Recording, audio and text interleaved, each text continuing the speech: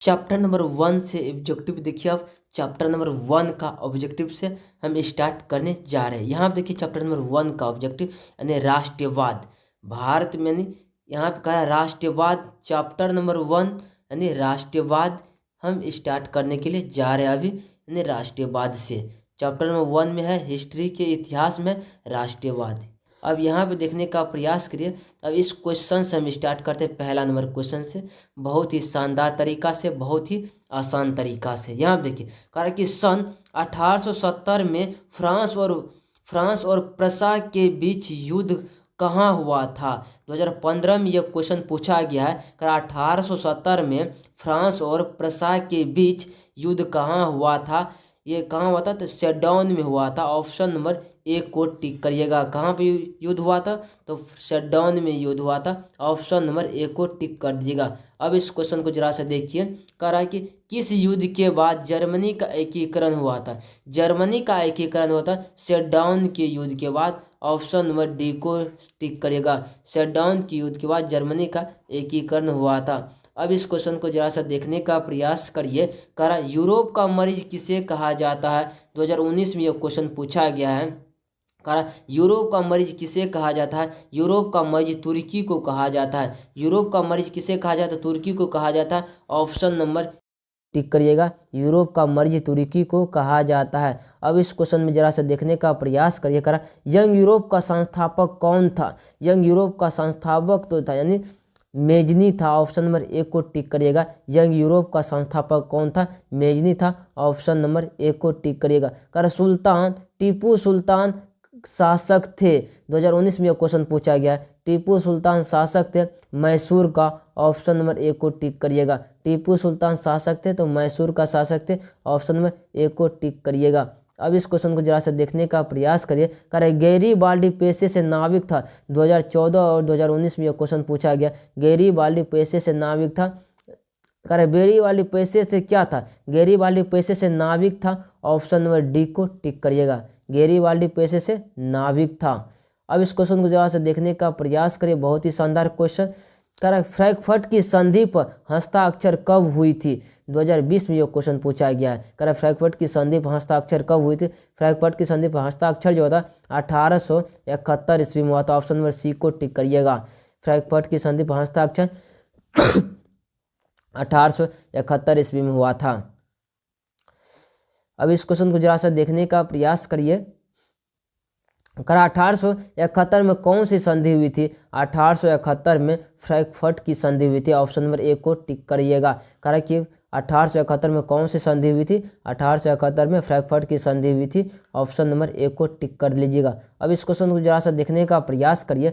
करा 1830 की क्रांति के बाद, करा 1830 की क्रांति के बाद फ्रांस में किस प्रकार का शासन स्थापित हुआ। 2021 में यह क्वेश्चन पूछा गया है। कह रहा है कि 1830 की क्रांति के बाद फ्रांस में किस प्रकार का शासन स्थापित हुआ। यह था संवैधानिक शासन स्थापित हुआ था। ऑप्शन नंबर बी को टिक करिएगा, संवैधानिक शासन। अब इस क्वेश्चन को जरा से देखने का प्रयास करिए। बहुत ही शानदार क्वेश्चन है। कह रहा जर्मनी के एकीकरण के लिए कौन उत्तरदायी था। जर्मनी के एकीकरण के लिए कौन उत्तरदायी था। 2021 में यह क्वेश्चन पूछा गया। कह रहा जर्मनी के एकीकरण के लिए कौन उत्तरदायी था। जर्मनी के एकीकरण के लिए यानी बिस्मार्क उत्तरदायी था। ऑप्शन नंबर बी को टिक करिएगा, यानी बिस्मार्क उत्तरदायी था। जर्मनी के एकीकरण के लिए बिस्मार्क उत्तरदायी था। बहुत ही शानदार क्वेश्चन। इस क्वेश्चन को जैसा देखने का प्रयास करिए। कह रहा इटली के एकीकरण में निम्न में से किसका संबंध नहीं है। 2021 में यह क्वेश्चन पूछा गया है। कह इटली के एकीकरण में निम्न में से किसका संबंध नहीं है। इटली के एकीकरण में निम्न में से किसका संबंध नहीं है। तो ये जो है बिस्मार्क का संबंध नहीं है। इटली के एकीकरण में बिस्मार्क का संबंध नहीं है। ऑप्शन नंबर एक को टिक करिएगा। ऑप्शन में यानी एक को टिक कर लीजिएगा। बहुत ही शानदार क्वेश्चन आप लोगों के सामने आ चुके हैं। यहाँ देखने का प्रयास करिएगा। इटली और जर्मनी के एकीकरण के विरुद्ध निम्न में से कौन था। 2021 में यह क्वेश्चन पूछा गया।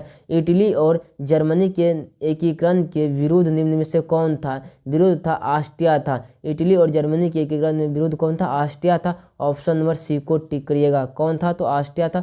ऑप्शन नंबर सी को टिक कर लीजिएगा। बहुत ही शानदार क्वेश्चन, इस क्वेश्चन को जरा सा देखने का प्रयास करिए। करा जर्मनी के एकीकरण का प्रमुख वास्तुकार कौन था? 2021 में यह क्वेश्चन पूछा गया है। करा जर्मनी के एकीकरण का प्रमुख वास्तुकार यानी बिस्मार्क था। ऑप्शन नंबर डी को टिक करिएगा।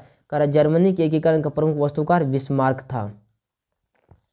इस क्वेश्चन को जरा सा देखने का प्रयास करिए। करा फ्रैंकफर्ट की संधि किस वर्ष हुई थी? 2020 और 2021 में यह क्वेश्चन पूछा गया। फ्रैंकफर्ट की संधि 1871 ईस्वी में हुआ था। ऑप्शन नंबर सी को टिक करिएगा। फ्रैंकफर्ट की संधि 1871 ईस्वी में हुआ था। ऑप्शन नंबर सी को टिक करिएगा।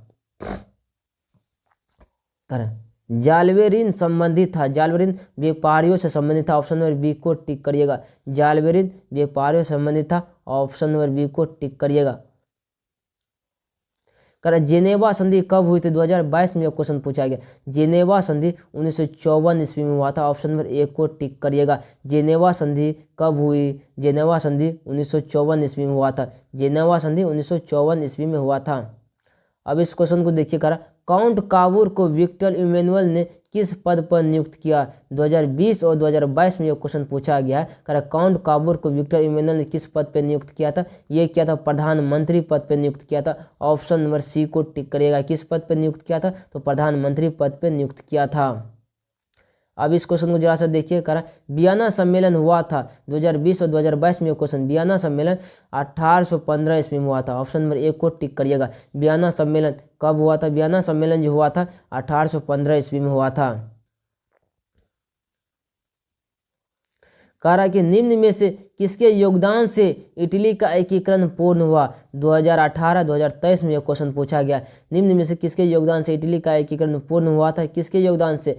यानी इटली का एकीकरण जो हुआ था मेजनी से हुआ था, काउंट काबूर से भी, विक्टर इमैनुअल से, इन सभी से हुआ था। ऑप्शन नंबर डी को टिक कर लीजिएगा। करा निम्न में से किसके योगदान से इटली का एकीकरण पूर्ण हुआ था? यानी ऑप्शन नंबर डी को देखिए, यानी इन सभी से हुआ था। चलिए अगला नंबर क्वेश्चन पे, इस क्वेश्चन को जरा से देखने का प्रयास करिए। यहाँ पे कह रहा है कि रक्त और लौह नीति का अवलंबन किसने किया था? 2011, 2017, 2020, 2023, 2024 में क्वेश्चन पूछा गया है। कहा रक्त और लौह नीति का अवलंबन किसने किया था? तो बिस्मार्क ने किया था। ऑप्शन नंबर सी को टिक करिएगा।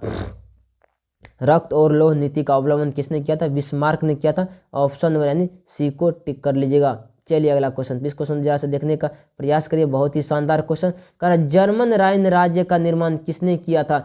2011, 2022, 2023 में यह क्वेश्चन पूछा गया। कह जर्मन राइन राज्य का निर्माण किसने किया था? नेपोलियन बोनापार्ट ने किया था। जर्मन राइन राज्य का निर्माण नेपोलियन बोनापार्ट ने किया था। ऑप्शन नंबर यानी बी को टिक करिएगा, यानी बी को टिक कर लीजिएगा। बहुत ही शानदार क्वेश्चन है। अगला नेक्स्ट क्वेश्चन चलती है, इस क्वेश्चन को जरा से देखने का प्रयास करिए। कहा निम्न में से किस सम्मेलन में जर्मनी की क्षतिपूर्ति राशि को कम कर दिया गया था? 2023 में यह क्वेश्चन पूछा गया है। कहा निम्न में से किस सम्मेलन में जर्मनी की क्षतिपूर्ति राशि को कम कर दिया गया था? लौसने सम्मेलन में क्या होता? कम कर दिया गया था। ऑप्शन नंबर यानी डी को टिक करिएगा, लौसने सम्मेलन में।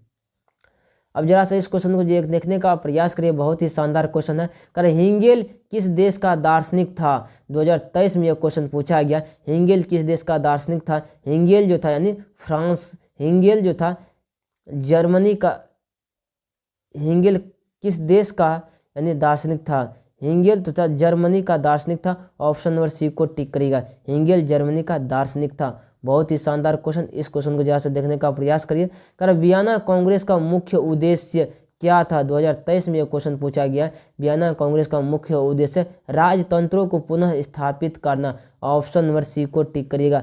वियना कांग्रेस का मुख्य उद्देश्य राजतंत्रों को पुनः स्थापित करना था। अब इस क्वेश्चन को जरा से देखने का प्रयास करिए। बहुत ही शानदार क्वेश्चन आप लोगों के सामने। कर के क्या फ्रांसीसी क्रांति कब हुई? 2023 में यह क्वेश्चन पूछा। फ्रांसीसी क्रांति 1789 ईस्वी में हुआ था। ऑप्शन नंबर ए को टिक करिएगा। फ्रांसीसी क्रांति 1789 ईस्वी में हुआ था। फ्रांसीसी क्रांति 1789 ईस्वी में हुआ था।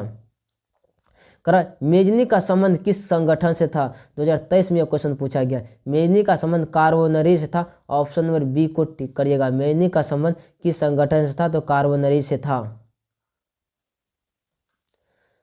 करा राष्ट्रीय आंदोलन का केंद्र जेना विश्वविद्यालय कहाँ स्थित है? 2023 में क्वेश्चन पूछा गया। राष्ट्रीय आंदोलन का जेना केंद्र जेना विश्वविद्यालय कहाँ स्थित है? तो ये जो रूस में स्थित, कहाँ स्थित है? रूस में स्थित है। ऑप्शन नंबर सी को टिक करिएगा। कहाँ स्थित है? तो रूस में स्थित है। कोथूत का संबंध किस देश से है? कोथूत का संबंध हंगरी से है। कोथूत का संबंध किस देश से? तो हंगरी से है। ऑप्शन नंबर डी को टिक करिएगा। अब यहाँ पे देखने का प्रयास करिएगा, यूरोपियन सभ्यता का पालन किसे कहा जाता है? यूरोपियन सभ्यता का पालन यूनान को कहा जाता है। ऑप्शन नंबर ए को टिक करिएगा। यूरोपियन सभ्यता का पालन यूनान को कहा जाता है।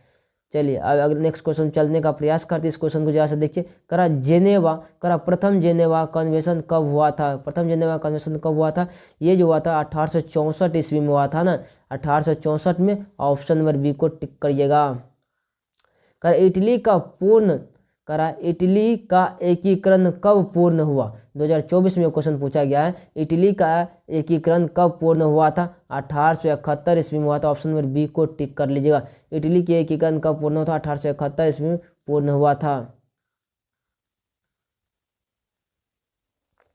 लुई फिलिप किस देश का शासक था? 2024 में यह क्वेश्चन पूछा गया। लुई फिलिप किस देश का शासक था? लुई फिलिप जो था यानी फ्रांस का शासक था। लुई फिलिप फ्रांस का शासक था। ऑप्शन नंबर बी को टिक करिएगा। लुई फिलिप फ्रांस का शासक था। लुई फिलिप जो है फ्रांस का शासक था। कि निम्न में से कौन मित्र राष्ट्र के गुट में शामिल नहीं था? 2024 में यह क्वेश्चन पूछा गया। निम्न में से कौन मित्र राष्ट्र के गुट में शामिल नहीं था? तो मित्र राष्ट्र के गुट में शामिल जर्मनी नहीं था। ऑप्शन नंबर बी को टिक करिएगा। निम्न में से कौन मित्र राष्ट्र के गुट में शामिल नहीं था? तो यह था यानी जर्मनी शामिल नहीं था। अब इस क्वेश्चन को जरा से देखने का प्रयास करेगा। बोहेमिया निम्न में से किस देश के अधीन था? बोहेमिया जो किस देश के अधीन था? तो ऑस्ट्रिया का अधीन था बोहेमिया। ऑप्शन नंबर ए को टिक करेगा। ऑस्ट्रिया के अधीन था। अब इस क्वेश्चन को जरा से देखने का प्रयास करें। बहुत ही शानदार क्वेश्चन। कि 1871 में विलियम प्रथम कहाँ का सम्राट बना? 2024 में यह क्वेश्चन पूछा गया है। 1871 में विलियम प्रथम यानी जर्मनी का बना था, जर्मनी का सम्राट बना था। ऑप्शन नंबर सी को टिक करिएगा। लुई सोलहवें को फांसी की सजा कब दी गई? लुई सोलहवें को फांसी की सजा कब दिया गया? 2024 में यह क्वेश्चन पूछा गया। लुई सोलहवें को फांसी की सजा 1793 ईस्वी में दिया गया था। ऑप्शन नंबर बी को टिक करिएगा। लुई सोलहवें को फांसी की सजा 1793 ईस्वी में दिया गया था।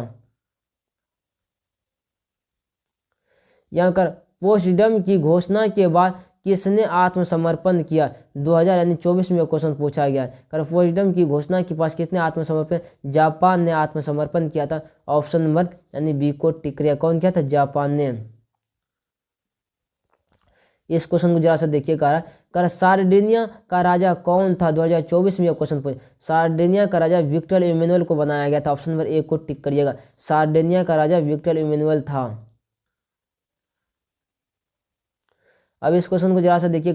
इटली के एकीकरण का प्रमुख नायक कौन था? 2024 में यह क्वेश्चन पूछा गया है। कि इटली के एकीकरण का प्रमुख नायक था मेजनी भी था, काबूर भी था, गरीबाल्डी भी था। ऑप्शन नंबर इसीलिए डी को टिक करिएगा। इनमें से सभी हो जाएगा ऑप्शन नंबर डी।